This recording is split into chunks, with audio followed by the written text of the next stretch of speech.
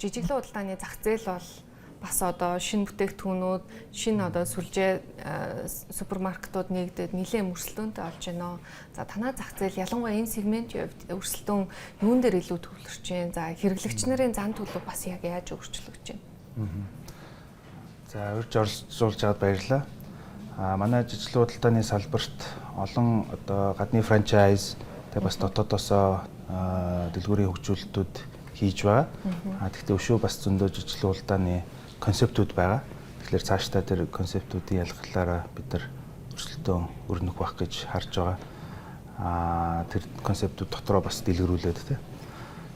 Бараа бүтээгдэхүүний хувьд хэрэглэгчдийн зан төлөв бас хурцтай өөрчлөгдөж байгаа.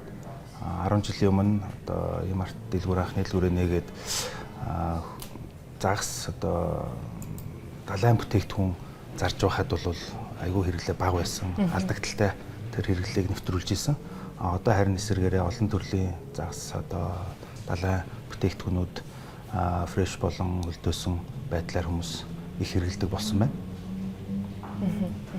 Яг нь сүүлийн үеийн статистик мэдээллүүдийг харахаар иргэдийн худалдаа авах чадвар бол буурсан. За тэгээд дээрэс нь инфляц өссөн гэх статистик том мэдээллүүд байгаад байна л да. Тэгээд гэхдээ нөгөө борлуулалтын хувьд аваад үзэх юм бол одоо ийм арт дээр бол бас одоо хүний хөдөлгөөн их байдаг те. Ялангуяа одоо баярын улиралд бол хамгийн одоо их хөдөлгөөнтэй энэ сегмент нь бол яхааргүй супермаркет байдаг шүү дээ. Тэгэхээр та бүхэнд яг одоо макро эдийн засгийн нөхцөл байдал та бүхний үйл ажиллагаан дээр яаж харагдаж байна? Ялангуяа инфляцийн энэ эрчимжиж байгаа нөхцөл байдал та бүхний одоо нийлүүлж байгаа бараа бүтээгдэхүүний эргэлтэнд ч гэдэм үү яаж нөлөөлж байна? Ер нь бол айгүй өндөр нөлөөтэй байгаа. Манай нийлүүлэгчдээс одоо үн өсгөх хэрэгцээ өсөж байна. Ковидын үеэр тээврийн үн, логистикийн үн нэлээд өссөн байжгаад дөрвтэй буугаагүй байтал одоо энэ геополитикийн асуудал, Ираны дайн гих мэтлэн нөхцлүүд улам өсгөх төлөвтэй байна гэж харж байгаа. Гэхдээ өнгөрсөн жилдээ харьцуулахад манай одоо борлуулалтын эхний улирлын хувьд бол өмнөх онтойгоо харьцуулахад бага зэргийн өсөлттэй байгаа. Тэгэхээр тэр хэрэглээ маань одоо бага зэргээр докторч чинь эсвэл буцаад бас сэргэх хандлага байна гэж харж байгаа. Гэхдээ инфляциас болоод үн өсөж хүмүүсийн одоо өмнө 7 хоногтоо эсвэл сардаа авдаг байсан basket size-ны магадгүй барааны тоо багасгах ч гэдэм үү тийм байдлаар хүмүүсийн хэрэглээ танагдах бас хандлага үүсэж байгаа. Олон нийтийн сүлжээн дээр яг нөө иймэрхүү харьцуулсан мэдээллүүд бас их явдаг шүү дээ. Жишээ нь одоо олон улсад бол за нэг тодорхой хэмжээний сагсандах бараа бүтээгдэхүүний үнийн өсөлт энэ хугацаанд яаж өөрчлөгдөө гэдээ харахаар ер нь та бүхэн одоо анализ дүгнэлт хийж үзүү. Яг бид нар яг нийлүүлэлтийн сүлжээн дээр, гинжин хэлхээнд дээр юун дээр илүү анхаарах шаардлагатай байна. Сая 4-р сарын статистикийг харахаар махны үнийн өсөлт, хүнсний бүтээгдэхүүний үнийн өсөлт бол хамгийн өндөр байлаа. Тэгэхээр энэ дээр ер нь та бүхэн ямар дүгнэлт хийж байна? Яг нь манай дэлгүүр дээр бол онцлог байдлаар маха зардаг. Гэхдээ зойрлж одоо нөөц бүрдүүлж байж урт хугацаанд илүү доктортой үнэтэй худалдаалах тийм хэрэгцээгээр жижиглэн худалдаан дээр бол явж байгаа. Манай харин тэр одоо хэрэглээ одоо тэр төлөвлөгөө бас шилжих арга замыг ярилцсан. Гэхдээ ер нь нийлүүлэгчтэйгээ ялангуяа одоо гол ач холбогдолтой түншүүдтэйгээ бол аль болох хэрэглэгчтэй тэр үнийн өөрчлөлт өсөлтийг мэдрүүлэхгүй эсвэл бага зэргээр урт хугацаанд барьж явахаар тэр нь бол урт хугацааны бидний одоо хувьд зөв ялгарл болон өрсөлдөөний чадамж болж хувирна гэж харж байгаа. Ер нь зөвхөн макро эдийн засгийн нөхцөл байдал та бүхний одоо төсөөлөөгүй тийм өөр стратеги руу шилжих гэдэг юм уу те бизнесийн төлөвлөгөөнд өөрчлөлт оруулах тийм нөхцөл байдлыг үүсгэж байна уу? Яг нь бид одоо саяхан бас зарлагдаад ясан no brand гэдэг шинэ концептыг оруулж байгаа. Тэр нь бол өөрсдийн одоо private label бараагаараа илүү төлхөө баримталж явсан. Тэрний одоо байгаа зах зээлийн үнээс дөрвтэй одоо хямдралтай бараануудыг хэрэглэгчтэй олгох ийм стратегийг цаашдаа баримтлах бас бодлого гаргаж байгаа. Яг нь энэ бас нэг талаараа дотоодын үйлдвэрлэгч нарт нэлээд боломж олгохоор харагдаж байна л да. Яг энэ чиглэлд ер нь дотоодын үйлдвэрлэгч нараас аль чиглэлийн үйлдвэрлэгч нартай хамтарч ажиллах уу, ямар боломж байна гэж харж байна. За тэгээд тэр салбарт нь бас одоо үйлдвэрлэлийн потенциал те стандарт, аюулгүй байдал энэ асуудлууд, хүнсний аюулгүй байдлууд яаж тавигдаж байна? Ер нь үйлдвэрлэгчд маань өргөн хэрэглээний бараан дээр бол бас олон жил үйлдвэрлэлээ сайжруулж, тоног төхөөрөмжөө хөрөнгө оруулалт хийж хөгжүүлснээрээ чадамж болон стандарт нь бол маш өндөрт хүрсэн байгаа. Тэгээд ч одоо олон улсын стандартад нийцүүлж үйлдвэрлэлийн одоо арга барил чадамж сайжирснаар энэ үйлдвэрлэгч нарын маань одоо бас боломж бусад одоо олон улсын захиалгаар шошгоор бараа бүтээгдэхүүн хийх ингээ боломж үүсэж байгаа гэж харж байгаа. Тэгэхээр улам сайжруулах үүднээс одоо олон улстайгаа илүү нийцэж, илүү хамтарч ажилласнараа бид тэр хөгжлийгээ улам хурцгах боломж гарч ирж байна гэж харж байгаа. Та түрүү яриандаа хэлж байна те энэ март бол 10 жилийн өмнө ингээд анхны одоо дэлгүүрээ нээж яхад бол загсны ч гэдэм үү те ийм хэрэглээ байгаагүй гэж байна. За өнөөдөр бол хэрэглэгчийн зан төлөв өөрчлөгдөөд нэлээд өөрчлөгдсөн байна.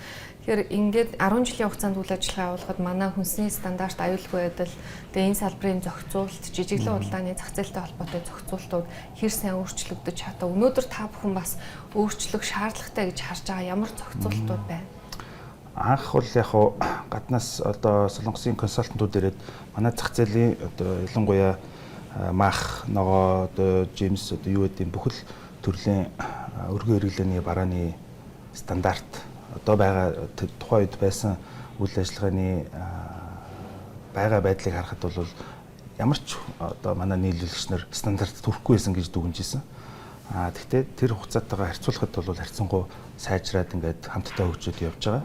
Цаашдаа улам их одоо тэр хөгжүүлэлтийг дэлгэрүүлэх хэрэгцээ байгаа. Яг тэгэхээр манай дэлгүүр дээр л тэр стандарт сайн баригдаж байгаа гэж явж байгаа боловч одоо өөр хүнсний дэлгүүрүүд өөр одоо магадгүй жижиг одоо сүлжээнүүд дээр те томоохон сүлжээнүүдийн зарим тохиолдолд ч гэсэн хэрэг явж байгаа гэдэг тийм бид нар одоо жигд тэгж хамтдаа сайжрах хэрэгцээ байна гэж харж байгаа. Ерөнхийдөө зохицуулалтын орчинд бол бас хийгдэх ажлууд байгаа.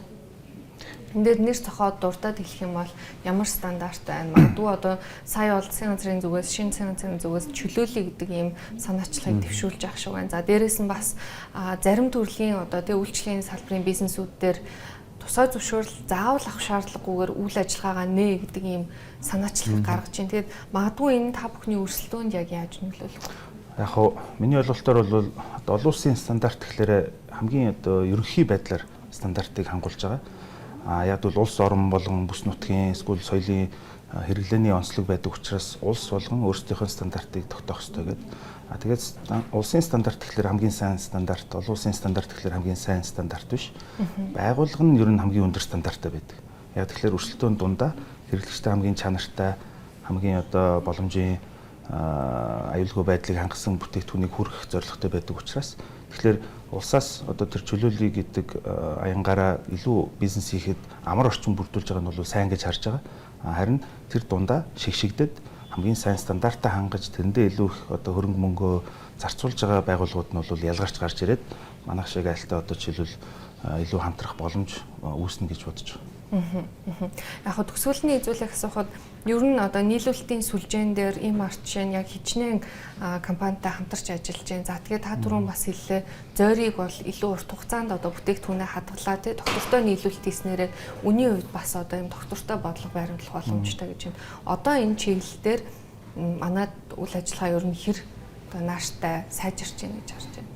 Тий, сайн хэлж байгаа шиг бид аль болох одоо энэ салбартаа бодвол те зүгээр яг адилхан нэг хүнсний дэлгүүр нэгээд адилхан нэг сүлжээ бий болгох гээд хичээгээс илүү энэ салбарт дутагдж байгаа зүйлийг хараад тэр байхгүй зүйлийг одоо олон улсад ялангуяа байдаг ч юм уу те тэрийг хэрэглэгчтэй бий болгох үүднээс бодлоготой урт хугацааны хөрөнгө оруулалт хийж тэр бизнесийгээ доктортой сайн өндөр чанараар авч явснараа одоо өгөөжөө урт хугацаанд илүү ихээр авах боломж үүснэ гэж бодож байгаа. Том бизнес босгох боломж үүснэ гэж бодож байгаа. Өнөө маргаашигаа бодоод за одоо нөхцөл байдал хэцүү бос нь бас өнөө өсгцэн байгаа юм чинь ялгаагүй ингээд үнэ 50% өсгөж даблтчиж гэдэг юм уу те.